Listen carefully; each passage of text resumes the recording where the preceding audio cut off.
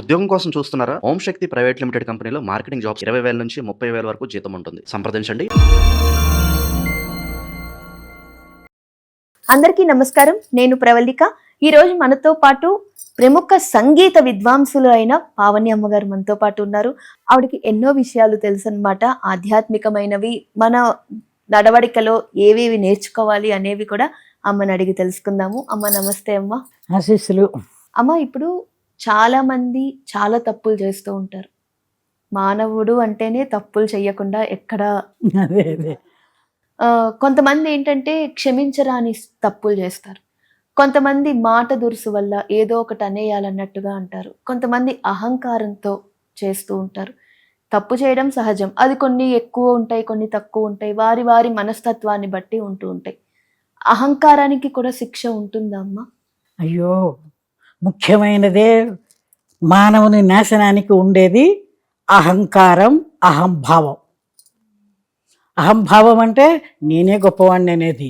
అహంకారం అనేటప్పటికీ ఇంకొకళ్ళని చిన్న చూపు చూసేటటువంటి స్వభావం అహంకారం అది. కాబట్టి ఎందుకు లేవు, ఇది మానవుని పతనానికి సూచన అని చెప్పి మనకు చక్కగా పురాణాల్లో అనేక రకాల కథల రూపంలో కూడా చక్కగా ఉన్నాయి. నహుషుడు అనే ఒక చక్రవర్తి, చంద్రవంశానికి చెందినవాడు. చంద్రవంశం అంటే శ్రీకృష్ణ పరమాత్మ యాదవ వంశానికి అట్లా అవుతుంది అనుకుంటారు. ఆయన చాలా ధార్మికుడు, చాలా సత్యనిష్ట కలవాడు, ఎంతో గొప్పగా రాజ్యాన్ని పరిపాలన చేస్తున్నాడు. 100 యజ్ఞాలు చేశాడు ఆయన. 100 యజ్ఞాలు చేస్తే ఒక ఇంద్ర పదవికి అర్హత ఉంటుంది వాళ్ళకి. ఒకవేళ ఇంద్ర పదవి అవసరం వచ్చిందనుకో, ఈ 100 యజ్ఞాలు చేసిన వాడిని తీసుకెళ్ళి ఇంద్ర పదవి మీద కూర్చోబెట్టడానికి అర్హతలు ఉంటాయి. దేనికైనా ఉండాలి కదా అర్హతలు. అట్లా 100 యజ్ఞాలు చేసి ఆయన ధార్మికంగా చక్కగా ఉన్నాడు. సరే, ఈ ఇంద్రుడు ఓసారి ఏం చేశాడంటే వాళ్ళ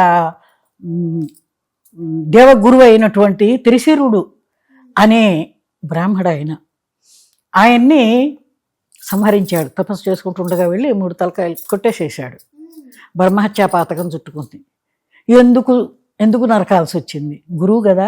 ఎందుకు నరకాల్సి వచ్చిందంటే ఆయనట యజ్ఞాల్లో వాటిల్లో రాక్షసులకు కూడా భాగాలు ఇస్తున్నాడని చెప్పి అనుకుని దేవేంద్రుడు వాడిని చంపేశాడు, ఆయన్ని చంపేశాడు. అంటే బ్రహ్మహత్యా పాతకం చుట్టుకుంది.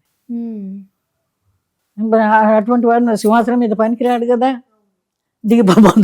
దిగిపోయాడు. ఎవరిని తీసుకొచ్చి కూర్చోబట్టాలి అక్కడ?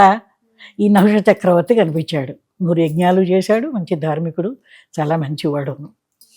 సరే వచ్చారు, ఆయన తీసుకెళ్లారు, ఇంద్ర పదవి ఇచ్చారు, ఆయన కూర్చోబెట్టారు. చక్కగా బాగుంది ఆయనకి. మరి దేవతలందరూ రంభాది నాట్యాలతోటి మెరిపిస్తున్నారు. అందరూ ఈయన చెప్పు చేతల్లో ఉంటున్నారు. ఇంద్రుడు అంటే పదవి సామాన్యమైంది కాదు కదా. చాలా ఆనందంగా ఉంటున్నాడు.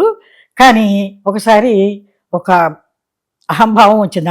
నేను ఇంద్రుడిని కదా, ఇంద్రుడు అయితే ఇప్పుడు ఇంద్రుడి వీళ్ళందరూ నాకు సేవలు చేస్తున్నారు.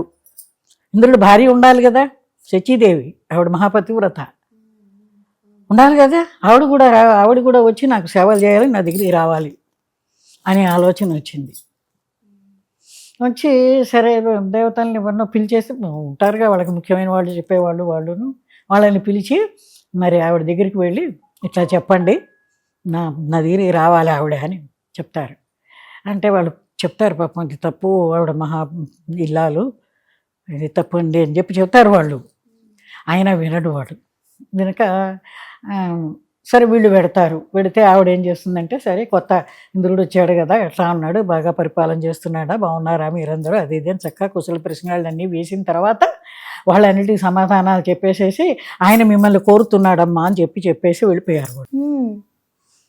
అప్పుడు దేవుడా ఇదేమిటో అనుకుని ఆవిడ వాళ్ళ బృహస్పతి దగ్గరికి, దేవగురువు కదా ఆయన దగ్గరికి వెళ్ళి ఇదిగో ఇట్లా వచ్చింది పరిస్థితి అని చెప్తుంది. ఆయన కూడా సరే అట్లాగా అమ్మా, సరేలే నేను కాపాడుతానులే, నా దగ్గర ఉంది కానీ అని ఆయన దగ్గర అట్టు పెట్టుకుంటాడు. ఈ సంగతి తెలిసి నహుషుడికి నేను కావాలని కోరుకున్న దాన్ని తీసుకెళ్ళి ఆయన దగ్గర పెట్టుకుని రక్షణ ఇస్తాడా?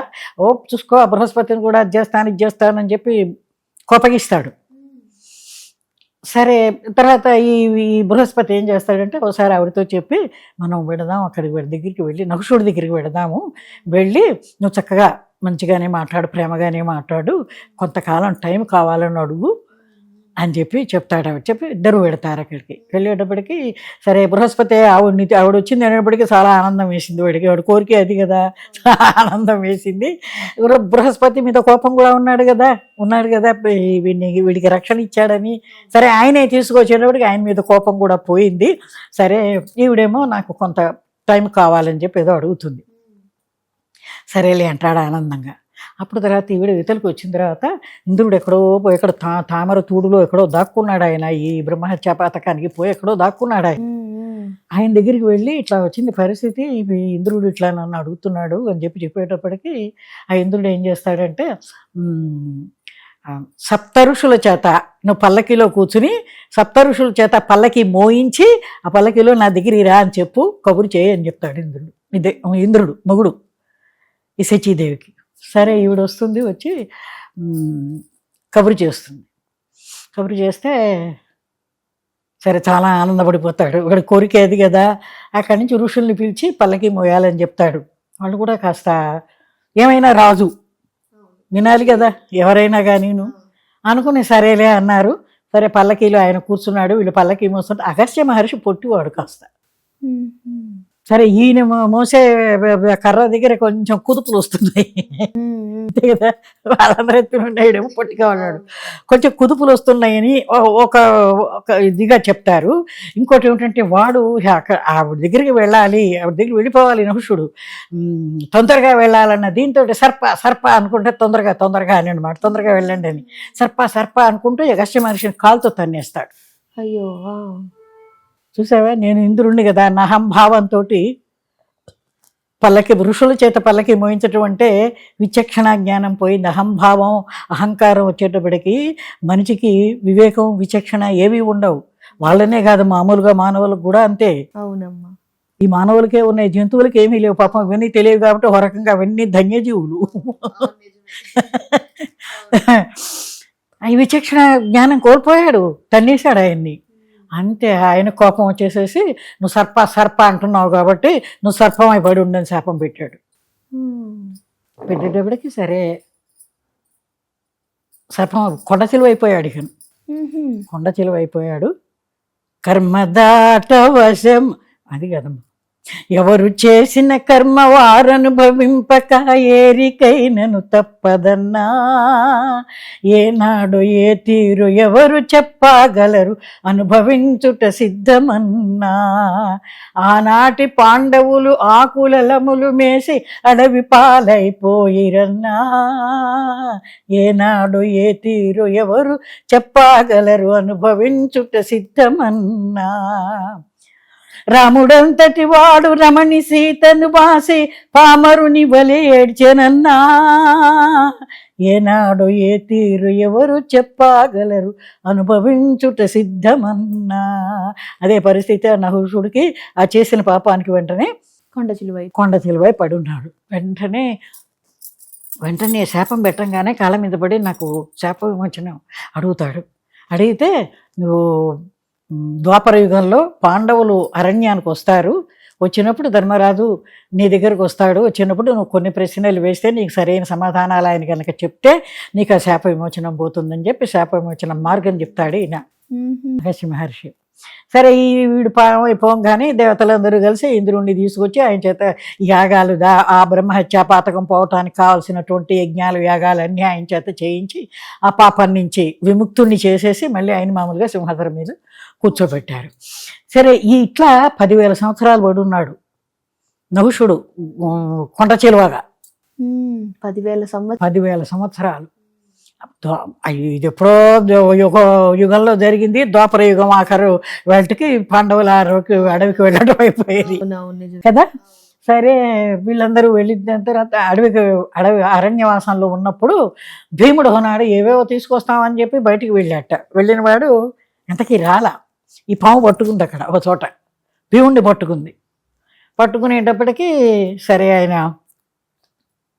ఇదేమిటి భీముడు వెళ్ళాడు ఇంతవరకు రాలేదే అని చెప్పి ఈయన వెతుక్కుంటూ వెళ్ళి ఎవరు ధర్మరాజు ఆయన దగ్గరికి వెళ్ళాడు. ఆయన దగ్గరికి వెళ్తే ఆయనేమో కొన్ని ప్రశ్నలు ఏమిటంటే బ్రాహ్మణులు అంటే ఎవరు, బ్రాహ్మణుడు తెలుసుకోవాల్సిన విషయాలు ఏమిటి ఒక ప్రశ్న. అనేటప్పటికీ వీడు సత్యము, దానగుణం, క్షమ, దయ, అహింస, తపస్సు, సదాచారం ఇవన్నీ ఉన్నవాడు బ్రాహ్మణుడు. బ్రాహ్మణుడు అవుతాడు. సుఖ దుఃఖాల పట్ల సమబుద్ధితో మెలగటమే తెలుసుకోవలసిన విషయము. ఇట్లా సమాధానం, ఇట్లా కొన్ని ప్రశ్నలు వేస్తాడు ఆయన, సమాధానం చెబుతాడు. ఒక్కొక్క దాంట్లో చెబుతారు మన వాయువు కంటే వేగమైంది ఏదైనా అడిగాడని, మనస్సు అని చెప్పాడని. ఇటువంటి కొన్ని ప్రశ్నలు ఉన్నాయి, చాలా ప్రశ్నలు ఉన్నాయి. ఈ రకంగా ఆయన సరైన సమాధానాలు చెప్పేటప్పటికీ అప్పుడు భీముడిని వదిలిపెట్టేసేసాడు. వాడికి శాప విమోచనం కూడా అయిపోయింది నహుష చక్రవర్తికి.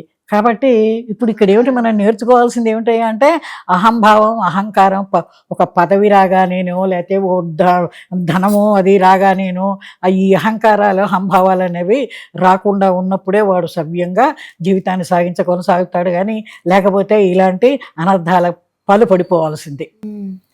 చూసారు కదండి, అహంకారంతో ఉన్న వాళ్ళకి ఎన్నో శిక్షలు ఇప్పుడు కాదు, ఆ కాలం నుండే వస్తూ ఉన్నాయన్నమాట.